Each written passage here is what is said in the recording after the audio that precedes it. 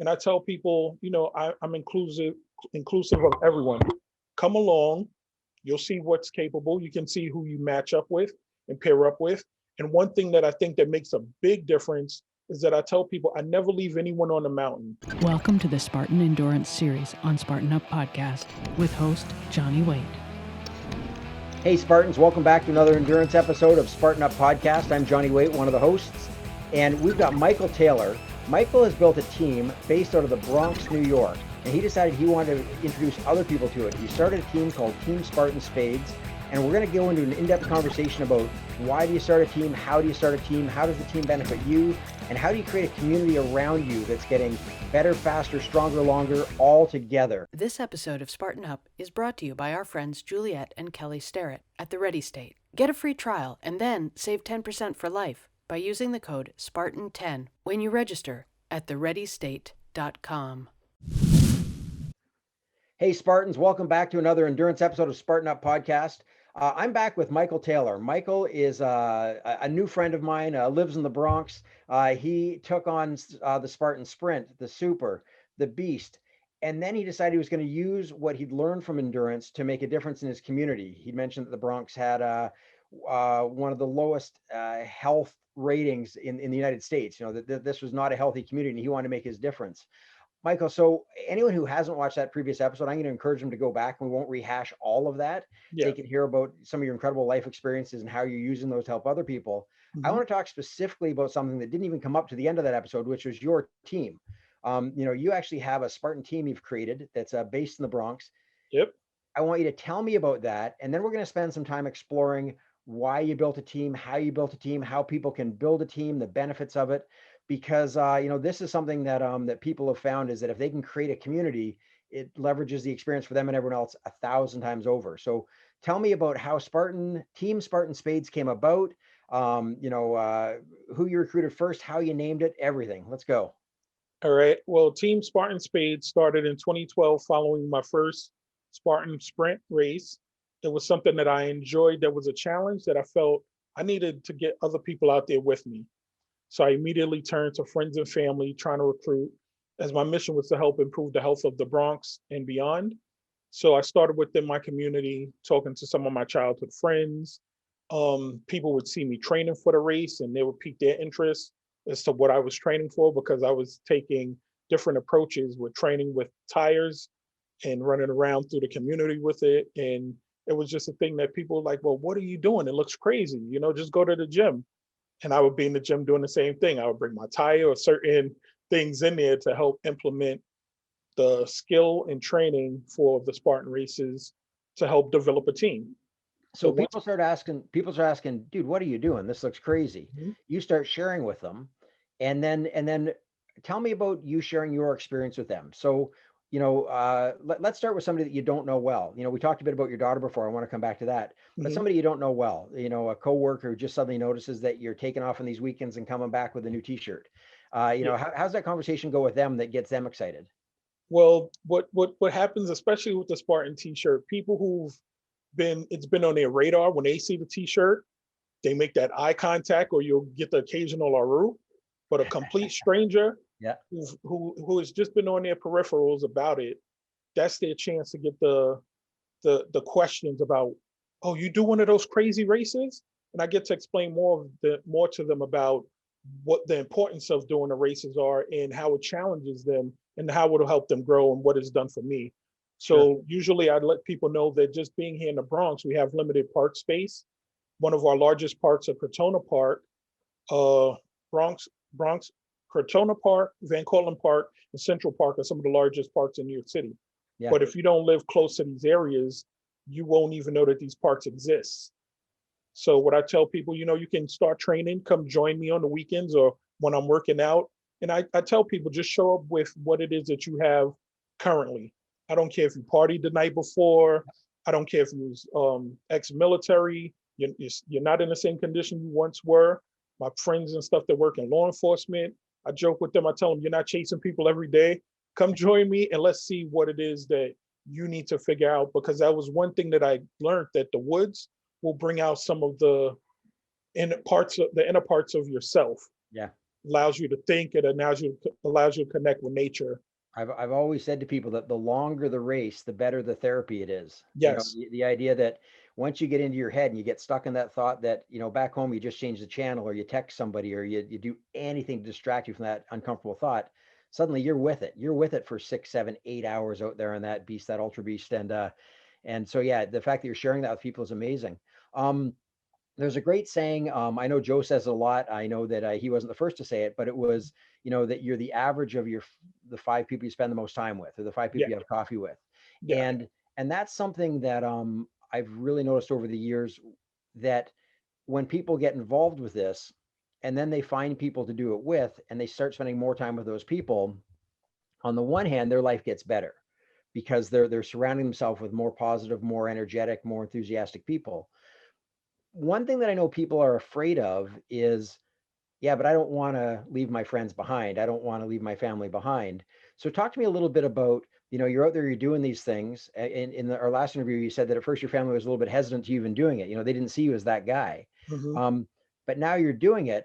How do you bring those people along with you? So it's not that you're, saying, to heck with these guys, I've got new friends now, even though you do have some new friends. How have you used it to improve the lives of the people that were already there? Well, what I do is, once a lot of people started seeing that I was using a lot of my time to prepare for these races, sometimes it's taking people 3 to 4 years just to do the actual race or to Yep. show up for a workout. And I tell people, I'm inclusive of everyone.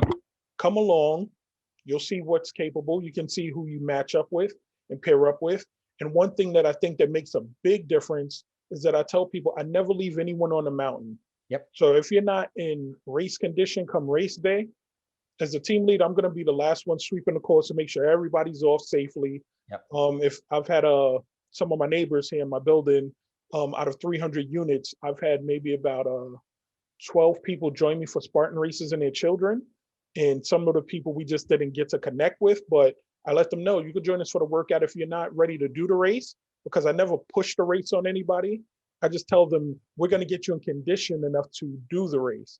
Because once I get them in that nucleus, now it's a thing of, you can bring your friends, you can bring your mother, you can bring your father, and Yep. then we start working together. So if it's a day where I'm not able to work out, at least you have the safety of that community that I've created to still go and push and see what it is that you can use personally to endure to just get ready for the race. Yeah. And even though you've created this community from scratch, it didn't exist and now it exists. Mm-hmm. You've actually created something that's concrete. I mean, you've Yeah. got t-shirts, you've got a social media presence. Mm-hmm. So tell me about the steps it took to create a team, your interaction with Spartan as far as registering a team. Just in case there's anyone out there who's thinking, I've started doing this, I love this, I want to go further. And, they say, if you want to go fast, go alone. If you want to go far, go together. Yeah. And if you're going to start taking on endurance events, you're really going to need a community, because it's Yeah. one thing to go and do something that takes you half an hour and you drive home but if you're going to go somewhere and spend 8 hours out there and there's nobody to support you mentally, physically, emotionally, it's a lot harder. So again, just tying it into that endurance component, there's somebody who wants to dive deeper into this world. If there's a team nearby, they should go join that team. Absolutely. Yes. But Yeah. if there's not, tell me about the process of building a team. Well, the process of building a team, I tell people, usually begins with a team of one. Yep. And that's your dedication to yourself. Make sure you're consistent with you. If you work out every single day of the week, if you work out every other day of the week, make sure that you're showing up first. Because for other people to follow you or be willing to follow your lead, they want to make sure that you're at least being true to yourself. And so with the different distances, I know what it required me to do to get there. And also my willingness to engage other people on the course, on the field, or in the community. Sometimes you may be shopping for gear. You can query someone about, hey, I noticed you're buying a backpack or hydration pack. What do you intend to use it for? Yep. Oh yeah, well, I have this endurance race coming on. Is this enough liters of water to bring with me? Yep. And just through those little conversations, just engaging someone briefly, you've already began to expand your support system, or like they say during the endurance events, your support team. Yep. Yeah. And that's a great point. It isn't just the physical, it's one thing to be able to build up the endurance to do it, But if you've never been to an endurance event and you don't have any idea about hydration packs, you don't have any idea about nutrition that you want to bring with you, it is very different than just going and running a sprint. Mhm. So in terms of how many people are on Team Spartan Spades, what have you been able to do during the various elements of quarantine? There was a stretch where nobody could go outside and everyone was inside. Now you're back to where you can socially distance, do some outdoor workouts. So tell me about how big the team is and how you managed to support each other through this time. Okay, so within the Facebook community, I have a private group of about 150 people there. The engagement varies depending on people seeing some of the workouts that some think is a little too intense, but I still remind them, just come out. You can see actually everything that goes on, not just the intense stuff.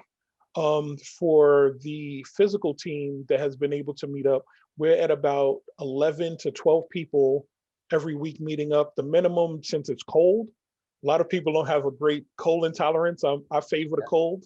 Yeah. So, it's usually the minimum during intense cold weather is about 4 of us. My team just this past weekend, they went to Mount Beacon without me because I had some prior obligations. But one of the younger people who I introduced to the Spartan race, he was able to bring about 4 of his other friends to join him. They end up doing a 7-mile hike by accident on a mission that I had sent them out to seek a fire tower. But even in the cold weather, inclement weather, we're still able to average about 7 people for now.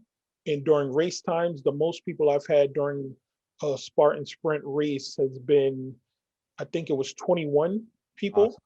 And that was 2018, because 2019, no, 2019, I'm sorry, because 2020 we didn't get to race. So there's a distinction made there that I think is really important for people. And it was this, that at the start, you said you got to start with a team of one. Yes, Mike Taylor has to show up and he has to be consistent and he has to yes, drive this. yes, But it isn't a lifetime responsibility. Like once you build that team and you build that structure, like you say, you weren't there last weekend and they went anyway. yes. And so once you've actually built a healthy team, um, it goes well beyond you. It's not like it's not like it's Mike Taylor's team. Yeah, and You- and and, and that's the thing. It was never Michael Taylor's team. That's why I gave it the name of Team Yep. Spartan Spades. And also to elaborate to the name Team Spartan Spades, there was a group in the Bronx, street gang in the '60s and '70s called the Black Spades, Yep. and they were formed to push back against the racist gangs that was battling back and forth throughout New York City. I, as a creative, as a designer, I put a spin on that. Since I'm doing something healthy, I'm Yep. still pushing back against something, but it's pushing back against poor health Yep. and trying to make a difference. So that's how that came together as Team Spartan Spades. But I would try to have people just know that the team dynamic depends on safety for all of the members, Yep. and the people that I bring in, I need to ensure that you're going to be safe. If I'm not there, your kids are going to be safe. And that camaraderie is built by engaging the people, walking with the people, taking your time. This way, if I'm not there, the people will still be confident that if Mike was here, he'd be carrying this the same way. Yep. We're not going to be trying to jump off a cliff, with the guy who's here today and stuff like that. There's going to be people who will ensure that the continuity, Team Spartan Spades, will continue to grow and be a good, safe nucleus to help push back against, unhealthy lifestyles and poor health. And to create that identity for people that they're part of something bigger than themselves that is making a positive difference, and like you say, that gives them the confidence to draw more out of themselves in this community, which then ripples forever because Yeah, now their family sees them as stronger and their daughter ends up going and doing them. And then your daughter, for example, you mentioned in the last interview that she's now dove into this head first and it's part of her college applications. yeah, And when she has kids, you mentioned the idea that you got to start with the community and then the kids are going to learn. Once yes, the kids have learned their kids, it's just automatic. It's just the air they breathe and the water they swim in, right? Like yeah. it's not even foreign to them at all. hmm And it's even for the children, we have Team Spartan Spades minis. We have about, I think we Mhm. had 5 or 7 children do the race at West Point. Yep. And I think we've hosted maybe 2 or 3 races for the kids, Spartan kids race outside of my daughter's age group because she's 19 now. But the younger children that we've had now, I think the oldest one is 10 years Yep. old. So, it has been trickling down because I tell people, you can try to use that excuse. Oh, I got the kids. Oh, no, bring the kids. I Yep. have enough supplies and tools and stuff that I use to facilitate the workouts for everyone. I thought Yeah. about the kids, what'll keep them occupied. And also you keep the adults occupied by having them be responsible and supervise the children by saying, hey, take them for a walk. Yep. Little tricks like that. Now everyone's walking or doing some type of physical activity within that system. Awesome.